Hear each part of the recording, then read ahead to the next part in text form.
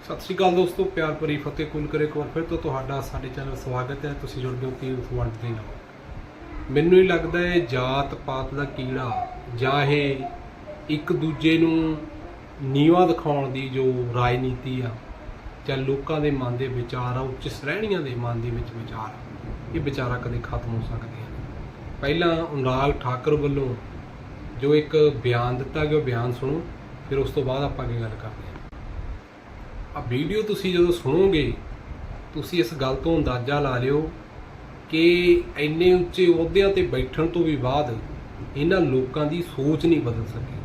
इन्हां दी लोक सोच बस उत्थे एक पॉइंट दी खड़ी है, जातिवाद ते। हुण इहने पुछिया कि जिन्हां नूं अपनी जात दा पता नहीं ते मैनूं नहीं लगदा अनुराग ठाकुर अपनी जात दस सकदा कि मेरी जात की है। वीडियो सुनियो, अगे गल करदे। माननीय सभापति जी, जिसकी जात का पता नहीं वो गन्ना की बात करता है। जितना मेरा आप लोग इंसल्ट करना चाहते हैं आप खुशी से करिए, आप रोज करिए, मगर एक बात मत भूलिए, जाति जनगणना को हम यहाँ पास करके दिखाएंगे। सभापति महोदय, इनसे ये पूछना चाहता हूँ, आपने जाति कैसे पूछ ली है बताइए। बस आप जाति कैसे पूछ सकते हैं? आप बताएं, जाति कैसे पूछ सकते हैं? आप पूछ सकते हो जाति को? आप जाति कैसे पूछोगे तुम? सर, ओबीसी की बात जनगणना की बात बहुत की जाती है।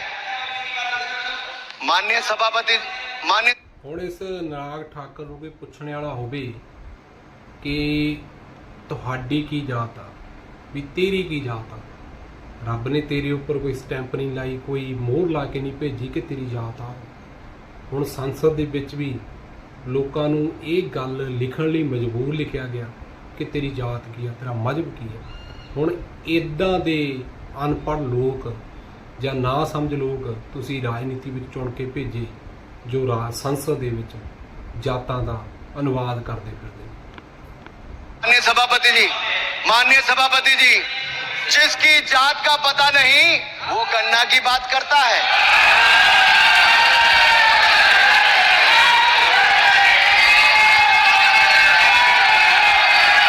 जिसकी जात का पता नहीं वो गन्ना की बात करता है।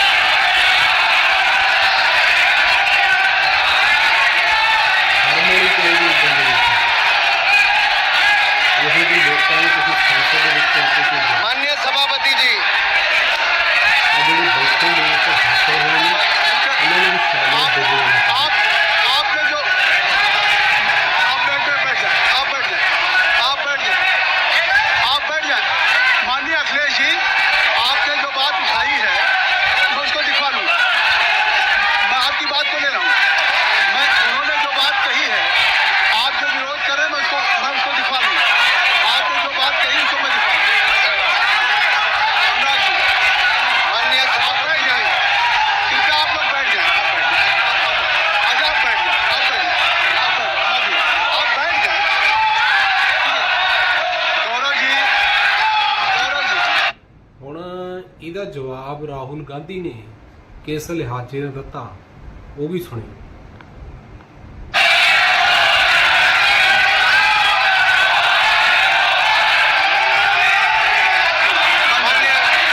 माननीय सभापति जी, मैं आपको याद कराना चाहता हूँ, इसी सदन में एक पूर्व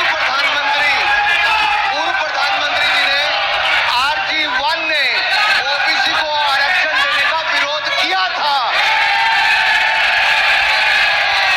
RG1 ने ओबीसी को आरक्षण देने का विरोध किया था। एक मिनट माननीय मंत्री जी, लीडर ऑफ अपोजिशन बोलना चाहते हैं, आप लोग बैठ जाएं। माननीय मंत्री जी की स्पीच, माननीय अनुराग जी की स्पीच खत्म हो जाए। बैठिए, आप लोग बैठ जाएं। मैं आपसे, उन्होंने मुझे इंसल्ट किया, मुझे बोलने दीजिए। उनकी बात खत्म हो जाए। उन्होंने इंसल्ट किया, मुझे बाद में आपको अवसर दूंगा। नहीं सर, उनके बाद अवसर दूंगा, आपको अवसर दूंगा। बैठ जाए, आप बैठ जाए, अवसर दूंगा। उनकी स्पीच खत्म हो जाए। प्लीज आप बैठ जाओ। अनुराग जी, कल किस को इंसल्ट कर रहे थे? आपको अवसर दूंगा। आपको अवसर दूंगा। अच्छा, एक मिनट बैठ जाए, आप बैठ जाए। सर, मैं क्लैरिटी कर, सर मैंने कहा एक मिनट बैठ जाए। आप मैंने कहा, आप सब लोग बैठ जाए। आप लोग बैठे चलिए। ਹੁਣ ਸੰਸਦ ਦੇ ਵਿੱਚ ਪੜ੍ਹੇ ਲਿਖੇ ਬੰਦੇ ਇਦਾਂ ਦੀਆਂ ਗੱਲਾਂ ਕਰਨਗੇ, ਇਹਨਾਂ ਨੂੰ ਸ਼ਰਮ ਨਾਲ ਡੁੱਬ ਕੇ ਮਰ ਜਾਣਾ ਚਾਹੀਦਾ। ਤੇ ਭੀਮ ਰਾਓ ਅੰਬੇਦਕਰ ਜੀ ਦੀ ਜੋ ਥਿਊਰੀ ਸੀ ਉਹ ਕੀ ਕਹਿੰਦੀ ਸੀ, ਉਹ ਵੀ ਸੁਣਿਓ।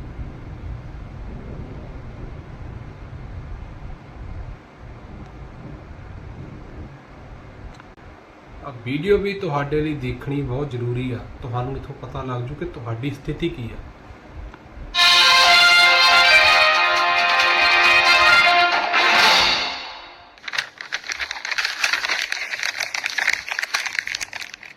जाति का विनाश, लेखक डॉक्टर B.R. अम्बेडकर। जाति का विनाश डॉक्टर अम्बेडकर का वो भाषण है जिसे वो कभी दे ना सके। 1936 में लाहौर में जात पात तोड़क मंडल ने उन्हें बतौर सभापति बुलाया था, लेकिन बाबा साहब के भाषण की प्रति पढ़ने के बाद जात पात तोड़क मंडल ने पहले भाषण बदलने की मांग की और जब बाबा साहब नहीं माने तो सम्मेलन ही रद्द कर दिया। बाद में बाबा साहब ने अपने खर्चे पर भाषण की प्रतियां छपवाई। उनका भाषण इस प्रकार है। दोस्तों, जात पात तोड़क मंडल के जिन सदस्यों ने कृपा पूर्वक मुझे इस सम्मेलन का सभापति चुना है, मुझे चिंता है उन लोगों से मेरे चुनाव के संबंध में अनेकों प्रश्न किए जाएंगे। उनसे पूछा जा सकता है कि क्या लाहौर में कोई योग्य पुरुष नहीं था जो सभापति चुनने के लिए बंबई दौड़ गए। मैं हिंदू धर्म का आलोचक हूँ। मैंने महात्मा जी के सिद्धांतों की भी, जिन पर हिंदू की श्रद्धा है, आलोचना की है, जिससे वो मुझे अपने बाग का सांप समझते हैं। मैं समझता हूँ शायद राजनीतिक हिंदू भी मंडल से जवाब तलब करेंगे कि उसने इस आदरणीय पद के लिए मुझे चुनकर हिंदू का अपमान क्यों किया। सामान्य हिंदू को तो ये पसंद नहीं आएगा, क्योंकि सवर्ण हिंदू की सभा में संबोधन के लिए एक अंत्यज का चुना जाना शास्त्रीय मर्यादा को भंग करना है।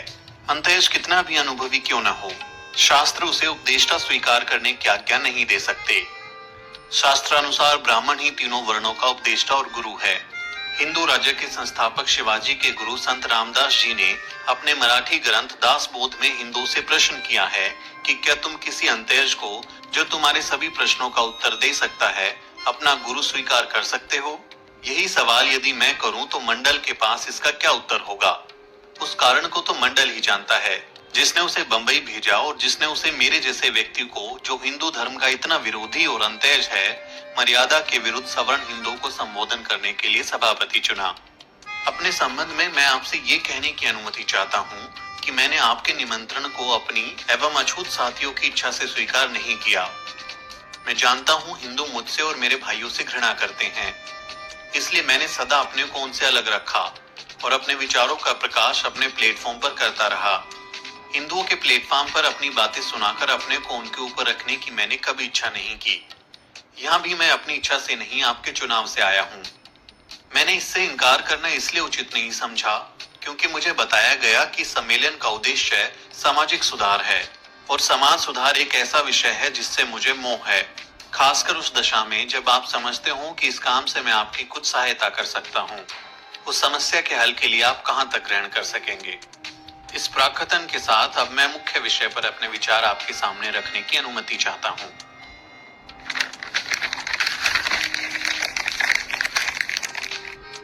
भाग 2, कांग्रेस और समाज सुधार। भारत में समाज सुधार का काम निर्माण प्राप्ति के मार्ग के समान अनेक कठिनाइयों से पूर्ण है।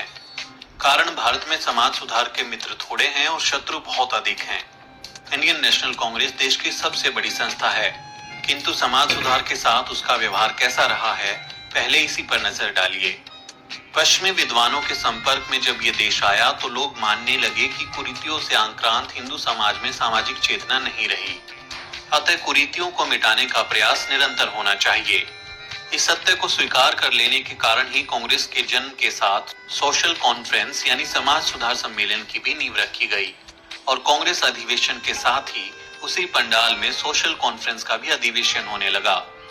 किंतु सामाजिक सुधार की चर्चा चलने पर जब हिंदू समाज व्यवस्था की तीव्र आलोचना होने लगी तो ये बात ब्राह्मणों और कट्टर हिंदुओं को बर्दाश्त नहीं हुई और कांग्रेस के पूना अधिवेशन में पूना के ब्राह्मणों के अनुरोध से जब लोकमान्य बाल गंगाधर तिलक ने इसका विरोध किया तो कांग्रेस ने समाज सुधार सम्मेलन को अपना पंडाल नहीं दिया और सामाजिक सम्मेलन के प्रेमियों ने जब अपना पंडाल अलग बनाना चाहा तो विरोधियों ने उसे जला डालने की धमकी दी। कांग्रेस के इलाहाबाद अधिवेशन के सभापति मिस्टर WC बनर्जी ने समाज सुधार सम्मेलन के विरुद्ध अपने भाषण में कहा, मैं उन लोगों से सहमत नहीं हूं जो कहते हैं कि जब तक हम अपनी सामाजिक पद्धति में सुधार नहीं करते तब तक हम राजनीतिक सुधार के योग्य नहीं हैं। मुझे इन दोनों के बीच कोई संबंध नहीं दिखाई देता।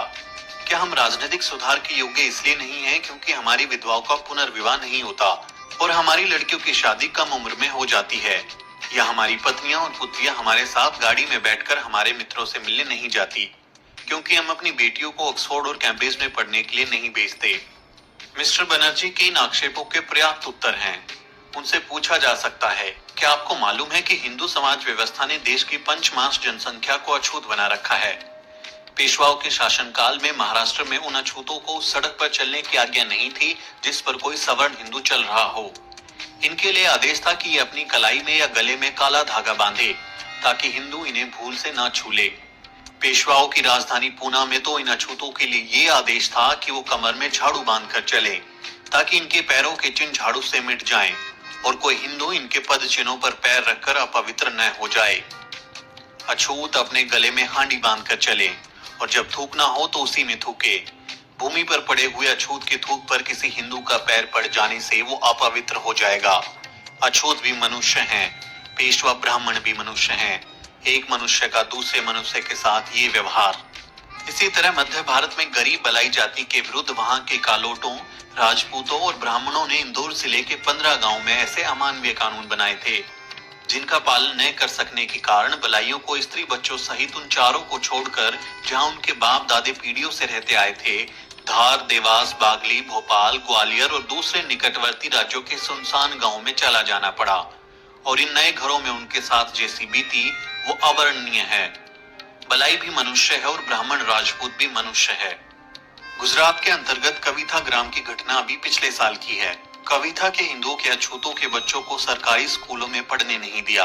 अहमदाबाद के जन नामक गांव की नवंबर 1935 की घटना है कि वहां के अछूतों की स्त्रियों पर सवर्ण हिंदुओं ने इस कारण आक्रमण किया क्योंकि वे धातु के बर्तनों में पानी लाने लगी थीं। जयपुर राज्य के चकवारा गांव की ताजा घटना है कि वहां एक अछूत ने तीर्थ यात्रा से लौटकर अपने भाइयों को पकवान का भोज दिया। बेचारे अछूत मेहमान भोजन कर ही रहे थे कि सैकड़ों हिंदू लाठी लेकर उन पर टूट पड़े और उनका भोजन खराब कर दिया क्योंकि वो लोग घी से बने पकवान खा रहे थे। उन्होंने अतिथि बनकर घी खाने की ढिठाई क्यों की? घी तो हिंदुओं का खाद्य है, अछूतों को घी खाने का अधिकार नहीं। सवाल है कि जिस समाज में मनुष्य दुर्बलों पर इस तरह के क्रूर, ग्रहित और अमानवीय आचरण करते हों, वहां समाज सुधार की आवश्यकता क्यों नहीं है? समाज सुधार के दो अर्थ हैं, एक पारिवारिक सुधार और दूसरा समाज का पुनर्गठन। विधवा विवाह, बाल विवाह, स्त्री शिक्षा आदि पारिवारिक सुधार के अंतर्गत हैं तथा समाज में ऊंच नीच, छूत अछूत का अधिकार भेद, वर्ण भेद या जाति भेद मिटाना सामाजिक सुधार है। हमारे देश में जो सांप्रदायिक बंटवारा हुआ वो सामाजिक सुधार न होने के कारण हुआ। यदि देश की सामाजिक व्यवस्था ठीक होती तो सांप्रदायिक बंटवारे का सवाल ही न उठता। एक भारत के दो खंड सामाजिक कुव्यवस्था का फल हैं। इतिहास इस बात का समर्थन करता है कि समुन्नत देशों में राजनीतिक क्रांतियों से पहले सामाजिक और धार्मिक क्रांतियां हुई हैं। लूथर द्वारा किया हुआ धार्मिक सुधार यूरोपीय लोगों के राजनीतिक उद्धार का पूर्व लक्षण था।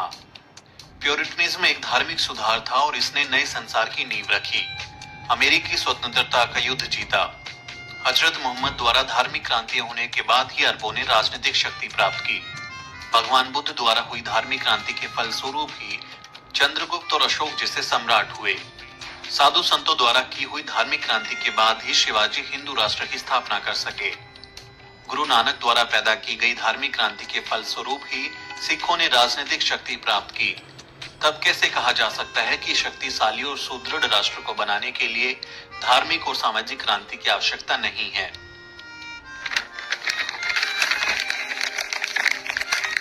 भाग 3, कम्युनिस्ट और समाज सुधार।